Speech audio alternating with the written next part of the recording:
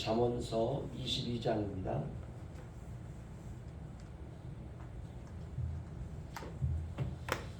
잠언서 22장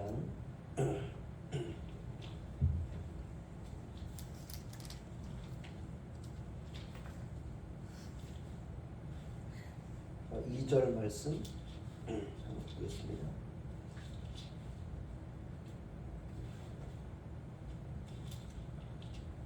잠언서 22장 2절 말씀 우리 한 목소리로 함께 읽겠습니다. 시작. 가난한 자와 부한 자가 함께 살거니와 그 모두를 지으신 이는 여호와시니라. 아멘.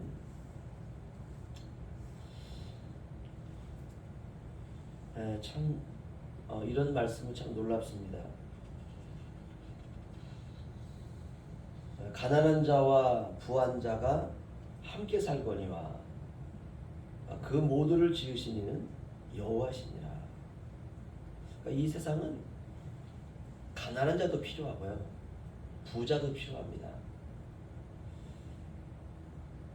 그런데 가난한 자의 입장에서 보면 좀 부자가 좀 나를 도와줬으면 좋겠다라는 생각이 들게 되고요. 만약에 도와주지 않는다면 좀 부자에 대한 안 좋은 마음을 갖게 되겠죠. 또 부자 입장에서 보면 내가 부자가 된 것은 내가 노력해서 된 건데 자꾸 왜 나한테 내놓으라고 할까? 본인들이 나처럼 열심히 살아서 벌면 되는데 또 이렇게 안 좋은 마음을 가질 수가 있습니다. 오늘 말씀을 통해서 가난한 자와 부자가 함께 살거니와 함께 어울려 살아야 된다는 거죠. 그 모두를 지으신 이는 여호와시니라. 이게 하나님 뜻이라는 것이죠. 우리 생각과 좀 많이 다르죠. 우리는 이제 가난하게 된 이유는 게을러서 공부를 잘 못해서 본인이 가난해졌다 이렇게 생각을 하고요. 부자는 부지런히 공부를 잘해서 또 기회가 온 그런 순간들을 기회를 잘 포착해서 부자가 되었다라고 생각을 합니다. 일면 맞기도 하죠. 공부를 잘한 친구가 있는데 사회에서 훗날 나아가 월급도 많이 받고 좋은 직업을 갖게 됐습니다. 그러면 공부를 잘해서 그렇다. 맞는 말입니다. 그런데 어떤 친구는 공부 시간에 늘 문제아였어요. 공부도 하지 않고 다른 공부하는 아이들 해코지하고 공부하면 뭐해, 열심히 놀아야지. 그래서 나중에 나이가 들어서 보니까 자신의 삶이 초라하고 병들고 그런 인생을 보내게 됩니다. 공부할 때 공부하지 못해서 그렇구나. 일면 어떻게 보면 맞습니다. 이게 인간의 이제 생각이죠. 공부의 문제를 떠나서 다른 모든 일들도 그렇죠. 직업을 가지고 그 직업에서 열심히 일을 해야지 승진도 하고 인정도 받고 그러는데 자꾸 회사를 옮겨 다니고 일도 하지 않고 그러면 사회에서 이제 도태되게 되죠. 그래서 우리 생각에는 열심히 자기가 맡겨준 거 열심히 일을 하고 열심히 공부하고 그래야지 된다. 우리 생각에는 그게 맞습니다. 그런데 오늘 말씀을 보면 또 그렇지도 않다는 걸 알 수 있어요. 가난한 자와 부한 자가 함께 살거니와 가난한 자를 지으신 분도 하나님이시고 부유한 자를 지으신 분도 하나님이시고 우리에게 필요한 신앙과는 가난한 자도 부자도 모두가 다 하나님이 지으셨다. 이 신앙이 필요합니다. 그래서 왜 가난하다고 그 사람이 왜 가난하냐 이렇게 좀 삐뚤어진 눈으로 볼 필요도 없고 또 부자라고 해서 그 대단하다 그렇게 볼 필요도 없는 것입니다. 가난한 자도 필요하니까 하나님이 가난케 하시고 부유한 자도 필요하니까 하나님께서 그에게 물질을 주셔서 또 부하게 하시고 이래야 상대적인 비교를 멈출 수가 있습니다. 우리가 이 세상을 살면서 가난이라고 하는 게 절대적인 가난은 아니잖아요. 그렇죠? 가난한 자가 예수 믿고 하나님이 예비하신 천국에 들어가는 것이고 부유한 자도 하나님께서 그의 은혜를 주셔서 예수를 믿고 내가 가진 부가 이게 아무것도 아니구나. 그래서 자기가 가진 부를 그렇지 않은 이들에게 나누어 주면서 그들도 천국에 들어가는 것이고 이렇게 살아가야 가난하다고 내 자신을 초라하게 생각할 필요도 없고 또 부유하다고 다른 사람과 자기를 비교해서 내가 대단하구나 이런 상대적인 비교를 멈출 수가 있습니다. 그 열왕기상 21장을 보면은요, 제가 읽어드리겠습니다. 그 후에 이 일이 있으니라. 이스라엘 사람 나봇에게 이스라엘의 포도원이 있어 사마리아의 왕 아합의 왕궁에 가깝더니 아합이 나봇에게 말하여 이르되 너의 포도원이 내 왕궁 곁에 가까이 있으니 내게 주어 채소밭을 삼게 하라. 내가 그 대신에 그보다 더 아름다운 포도원을 내게 줄 것이요 만일 내가 좋게 여기면 그 값을 돈으로 내게 주리라. 나봇이 아합에게 말하되 내 조상의 유산을 왕에게 주기를 여호와께서 금하실지로다 하니 이스라엘 사람 나봇이 아합에게 대답하여 이르기를 내 조상의 유산을 왕께 줄 수 없다 하므로 아합이 근심하고 답답하여 왕궁으로 돌아와 침상에 누워 얼굴을 돌리고 식사를 아니하니 그의 아내 이세벨이 그에게 나와 이르되 왕의 마음에 무엇을 근심하여 식사를 아니하나이까. 왕이 그에게 이르되 내가 이스라엘 사람 나봇에게 말하여 이르기를 내 포도원을 내게 주어 돈으로 바꾸거나 만일 내가 좋아하면 내가 그 대신에 포도원을 내게 주리라 한즉 그가 대답하기를 내가 내 포도원을 내게 주지 아니하겠노라 하기 때문이로다. 그의 아내 이세벨이 그에게 이르되 왕이 지금 이스라엘 나라를 다스리시나이까 일어나 식사를 하시고 마음을 즐겁게 하소서. 내가 이스라엘 사람 나봇의 포도원을 왕께 드리리이다 하고 하니 이야기 스토리는 이렇습니다. 이스라엘의 왕 아합 왕이 있는데요. 이 아합 왕이 자기 왕궁에서 이렇게 쭉 거닐다 보니까 왕궁 밑에 아주 작은 포도밭이 하나 있는 거예요. 아니 이스라엘 나라 전체가 왕의 것 아닙니까? 근데 자기 왕궁 밑에 작은 포도원 하나가 있는데 그게 갖고 싶은 거예요. 그래서 그 포도원 주인인 나봇에게 말합니다. 야, 그 포도원을 나한테 팔아라. 그러면 내가 그게 100만 원이면 한 200만 원 주고 그게 1000만 원이면 한 2000만 원 주겠다. 그 네가 또 원하면 뭐 나는 5천만 원 주세요. 5천만 원도 주겠다.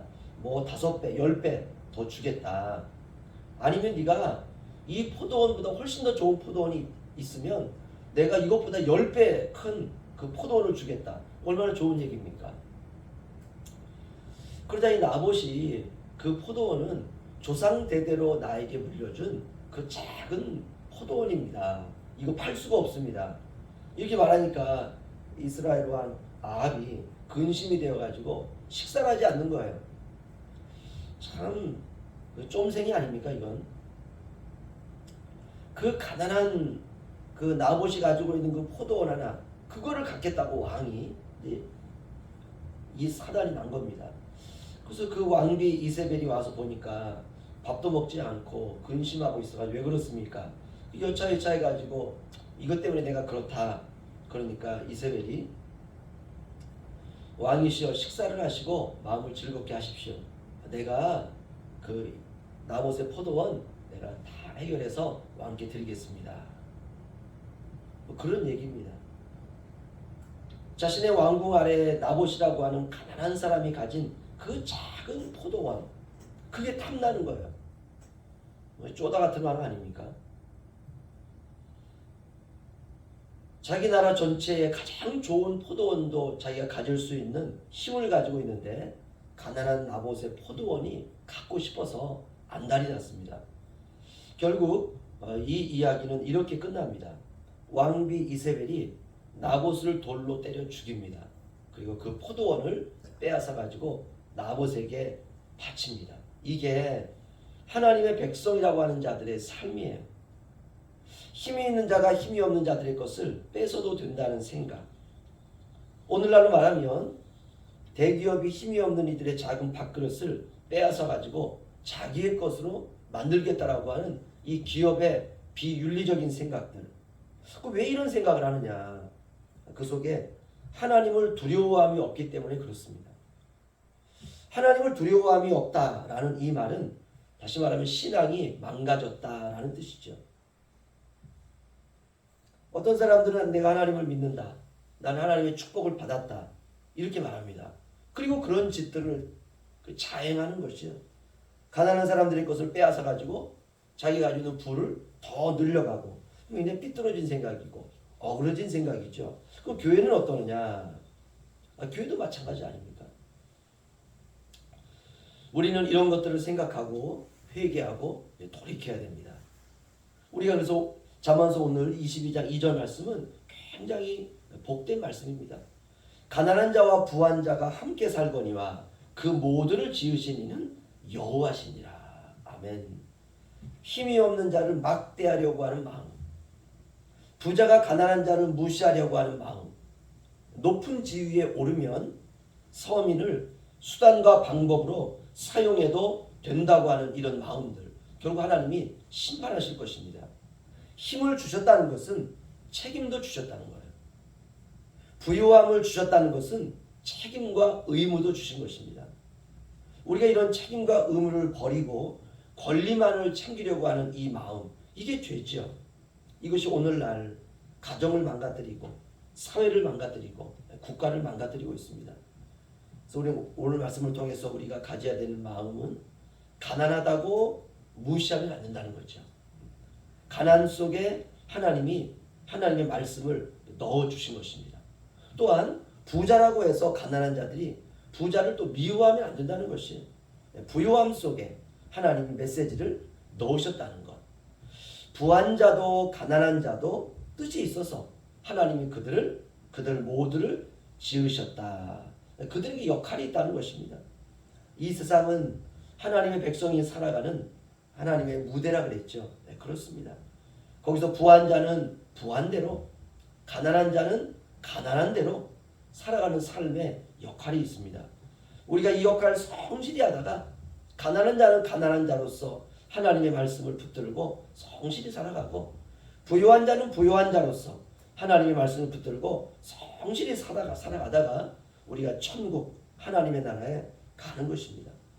천국이라고 세상이 천국이 아니고 그 부를 지키느라 불신앙의 위험을 때때로는 그들이 닥칠 때도 있습니다. 그러니까 가난한 자도 부유한 자도 서로가 자신에게 맡겨준 사명을 잘 감당하도록 부유한 자는 가난한 자를 격려하고 그들에게 베풀고, 가난한 자는 부유한 자를 또 격려하고, 이렇게 격려하면서 살아가는 것입니다. 부유한 자는 그 부를 나눌 필요가 있겠죠. 그렇습니다. 가난한 자는 가난한 자의 역할극을 잘해야 되고, 부유한 자는 부유한 자의 역할을 잘해야 되는 것입니다. 그런 의미에서 내가 현재 서 있는 바로 이곳에서 하나님께서 우리에게 주신 최선의 삶을, 가난한 자는 가난한 자의 위치에서, 부유한 자는 부유한 자의 위치에서 우리가 이렇게 살아갈 때 하나님의 뜻을 이룰 수가 있습니다. 그렇게 살아가는 복된 하루가 되시기를 주의 이름으로 축원합니다. 기도하겠습니다.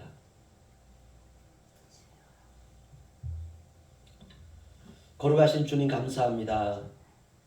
가난한 자와 부유한 자가 함께 살거니와 가난한 자와 부유한 자 그 모두를 지으신 분은 여호와시니라 라고 하는 이 말씀을 통해서 가난한 자라고 해서 멸시받을 수 없고, 부유한 자라고 해서 그가 가난한 자를 억압하며 살아가서는 안 된다는 하나님 이 중요한 원리를 우리에게 가르쳐 주시니 감사합니다.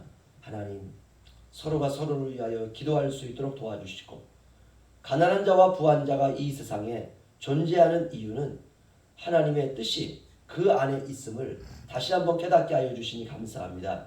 우리 자신은 가난한 자인지 아니면 우리 자신은 부한 자인지 하나님 다시 한번 돌이켜 생각할 수 있도록 하나님 도와주시옵시고, 이 땅을 살아가는 동안 그가 누가 되었든지 간에 하나님의 뜻을 기억하면서 하나님의 뜻대로 살아갈 수 있는 저희들 되게 하여 주옵소서. 오늘 하루도 주님께서 저희를 그와 같이 인도하여 주실 줄로 믿사오며 거룩하신 예수님의 이름으로 기도하옵나이다. 아멘.